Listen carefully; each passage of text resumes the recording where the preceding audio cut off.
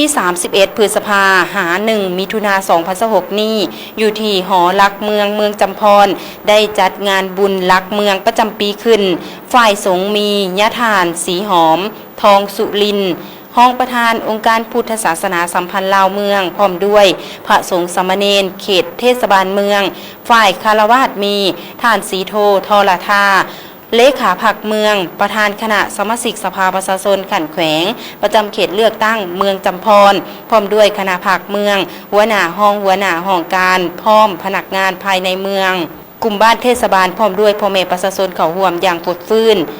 งานบุญดังกล่าวจัดขึ้นตามพิธีของประเพณีของคนลาวชาวพุทธที่เคยปฏิบัติกันมาแต่บูรณาการซึ่งฮอดระยะเดือน7ลาวแม่นเฮ็ดบุญลักบ้านลักเมืองเพื่ออนุรักษ์รักษาวัฒนธรรมฮิตของประเพณีอันดีงามของชาวลาวเฮาไว้และในพิธีก็ได้มีการสูตรปริตะมงคลฟังธรรมเทศนาตอนเช้าก็ได้มีการตักบาตรถวายสังฆทานอุทิศถึงดวงวิญญาณบรรดาบรรพบุรุษผู้ปกครองเมืองอดีตเจ้าเมืองที่ได้ล่วงลับไปแล้วเพื่อแสดงถึงความรู้บุญคุณต่อบรรพบุรุษพร้อมทางเป็นสิริมงคลให้แก่ชาวเมืองจำพรการเฮ็ดบุญในครั้งนี้เป็นการสร้างขบวนการและเป็นการเต้าโฮมความสามัคคีบุคคลภายในเมืองด้วยบรรยากาศสดชื่น